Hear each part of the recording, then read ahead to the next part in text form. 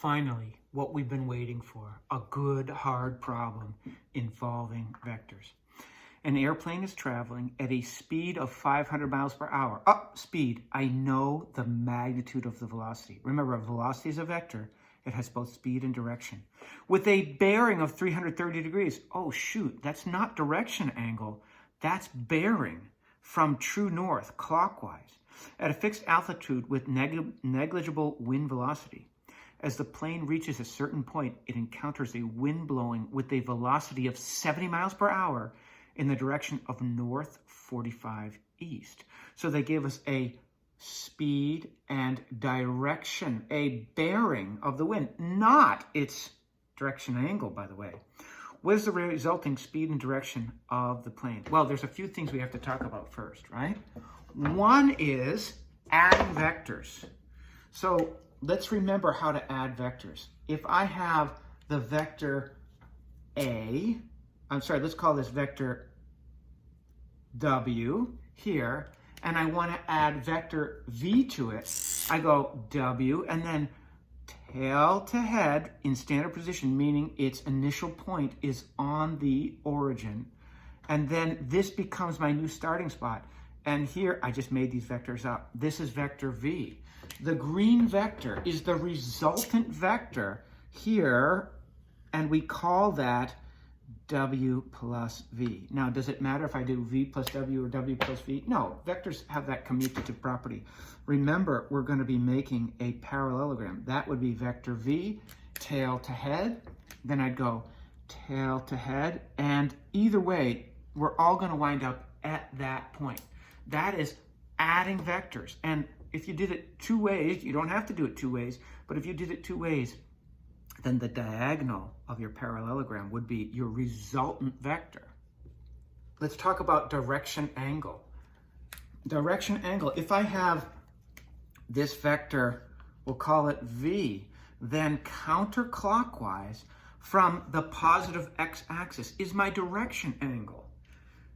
If we're using vector V is equal to the magnitude of V times a unit vector, cosine theta I plus sine theta j, this angle here that's used in the formula is my direction angle. To use this formula, I have to know what's required, and it's the direction angle that's required. We're going to talk about bearings. When we're given bearings and we're given a single number, that implies clockwise from north. So here is a bearing of 30 degrees. Why? Because that angle there is 30 degrees. If I'm going to the east, then I'm at a bearing of, you guessed it, 90 degrees. How about if I go southeast? Well, that's a bearing of 135 degrees. How about south? Due south would be a bearing of 180 degrees is due south. If I go almost all the way around the circle, this here is a bearing of 330 degrees, and that will be pertinent for the problem we're doing now. A second way to do bearings would be to write, this is the northeast quadrant. So north 45 degrees east says go north and bend your angle 45 degrees to the east. Now, north 45 degrees east is the same as northeast. If I want this angle here, let's call this 60 degrees here. This would be north 60 degrees east. Notice that says go north and then bend it to the east 60 degrees. If I have this angle here, I could call this, let's call that 70 degrees.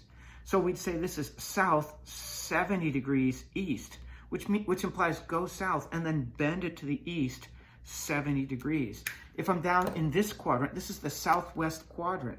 Look at this. This is 80 degrees here. This angle from south to west is 80 degrees. So we'd call this south 80 degrees west. And finally, if this angle here, let's do it red. If this angle is 30 degrees, we'd call this north 30 degrees west. Notice, it's always either north or south first. If you're in this quadrant, it'd be south something east. In this quadrant, it's south something west. In this quadrant, it's north something east. In this quadrant, it's north something west. And the angle you're finding is always going to be relative to this vertical line, this north-south line.